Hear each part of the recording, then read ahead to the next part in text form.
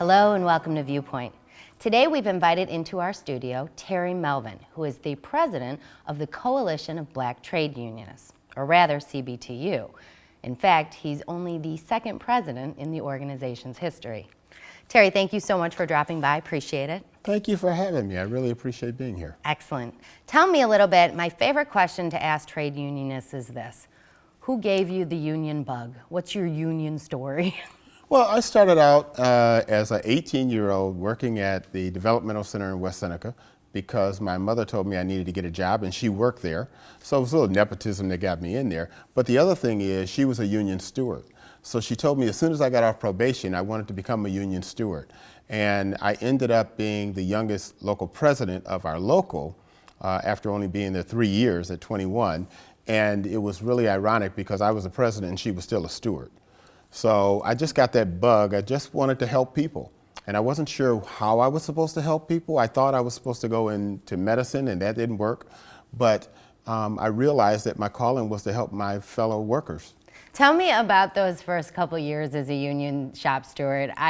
People don't realize that that is the hardest unpaid job out there. Well, mine was really interesting because how I really got involved with the union was we had to do a swing shift at the Developmental Center after you had been there for so long, after you received your training. So I went through and started working the afternoon shift. And I was bored. I was kind of a workaholic as a kid. It was really weird. But I was bored because we put the clients to sleep like at 7:30, 8 o'clock. So I had nothing to do for like 3 hours. So that's why I got involved with the union. And I would go from building to building, handling people issues and concerns. And after about 2 or 3 months, I wanted to learn more. So I would come to work and work out of the union office from 7 in the morning to 3 o'clock in the afternoon, and then go work my shift from 3 to 11 at the facility. And that's how I really got intense training. And there was people in the office that wasn't playing, so you had to know what they taught you. So it was really great, great experience for me. And once you got that bug, you couldn't just let it go. Well, let me ask you this. Have the issues changed? I mean, your organization as a whole started back in the 70s in my hometown of Chicago. It was tumultuous times. Mm-hmm. I feel like we're in some of those difficult times again. I mean, do the issues of workers change? Do the issues of this country change? The issues, while they change, a lot of them are the same. I mean, I'll give you the example of one of my favorite people to look up to is Dr. Martin Luther King. And I quote his speeches on a regular basis when I go out and speak to people because the issues that he raised in 62, 63 are the exact same thing that we're dealing with today. We're dealing with them from a different format or a different angle, but it is the exact same. The racism in our society, the racism in our movement, the fact that the minorities in the union movement are one in the same as our needs, and we should be working together, which is what he called for us to do in the early 60s. And we're just starting to get to that point now where we're working more cooperatively with our brothers and sisters that's not within the labor movement to move our overall progressive agenda. Well, but does that mean that we haven't been doing a good enough job over the last few decades? Why are the issues still the same if union and organizations like yourselves are working together and working forward to change that? Because we haven't consistently been working together, number one. We started out in the 60s working cooperatively together, and then sometime in the 70s, the union movement thought that they could do it all by themselves, and we started going out there acting like we were the big bad people, and we could move policy, and we can move politicians, and we can move the agenda of the country. And sometime in the last 10 years, it clicked to us that we're not big enough to move this whole country by ourselves, that we need our family, our friends, our neighbors, to be a part of this overall movement, and we need to be working with them as well as they need to be working with us. We need to share our issues with them, but we have to be a part of the communities that we come from as trade unionists to help move the community issues that are out there.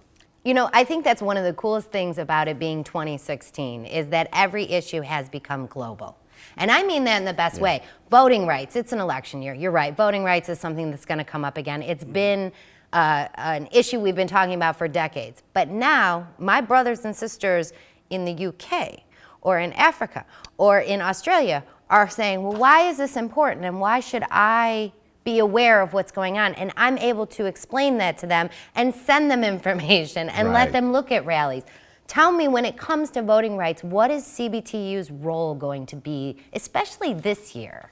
Yeah, well, we have over the last few years, and we're going to pick that up this year also, we have designated where we have strength and capacity to register individuals to vote, and then to ensure that they have an opportunity to vote. And we've been working with the AFL-CIO and the overall labor movement to make connections so that if somebody's having a problem voting, that we're there and we can make the connection to get them what they need to be able to cast their vote. It is really crazy in this country, of all countries that go around the world telling everybody that they should have a system in place where everybody should be able to vote for their leadership. However, in this country, one of the parties is trying to silence the vote of a great group of voters in the country because for their own political good, not for the good of the country, but for their own political good.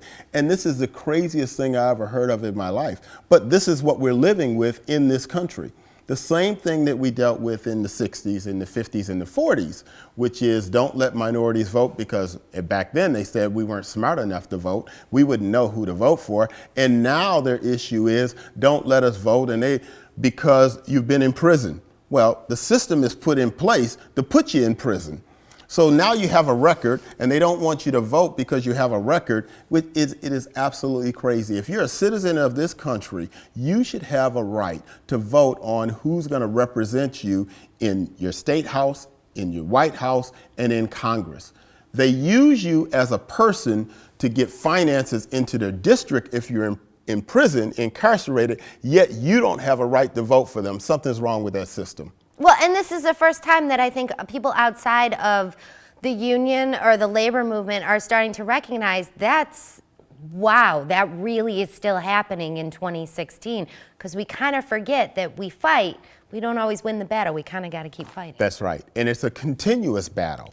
I mean, back in 2010, when we lost so many of the state houses, that's when all these new laws start coming into effect to stop and change voting rights so people couldn't vote, to stop, people from voting on a regular basis.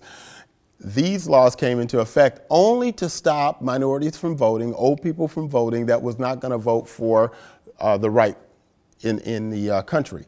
So we've got to educate people and let them know that the only reason why we're trying to stop it, not because people don't know who they want to vote for or any other reason other than it's political. It seems like too much. Can the labor movement, in association with groups like your own, can we make a difference? Can we actually affect the change that we need to? We can't do it alone, but we can do it. And what we have to understand is this country is a little over 200 years old, and it is changing every year. The demographics is changing every year. The needs of the individual people are changing every year. Our overall society and the world is changing every year. We need to understand, and something I think we're getting to now as a movement, that we don't just need the constituency groups and the labor movement, but we need our family, our friends, our neighbors. We need the politicians that are at the local level, at the state level, and at the federal level. And when it comes to politicians, I look at it a little differently than some of my brothers and sisters in the movement. I think we ought to work to elect progressive politicians. However, when they turn their back on us, we need to turn our back on them. That means to get somebody to run against them, to knock them out of office, do whatever we have to do. If we bring them to the dance and they don't dance with us, but they find another partner to dance with, we ought to send them home. That's my belief. I think a lot of people believe that. Well, they may believe it, but we don't put it into action. And that's the problem that we've had for years. And even with the presidential, I mean, I'm a supporter of the Democrats. That we need a Democrat in the White House. But there was a time when we had a Democrat in the White House, and we had the Congress and we had the Senate. And didn't too much happen, particularly for labor. Not much happened because we did not hold them accountable. We let them skate because they were our friends. And I don't think we can do that. I think we've got to put as much pressure on our friends as we do on our foes. Well, and that's part of the reason we do a show like this, we do Viewpoint, is to be able to talk about these issues. I hope you'll come back in the future and use us as your soapbox. I will be more than happy to. Just let me know when. Excellent, excellent. That's it for this edition of Viewpoint. We'll see you next time.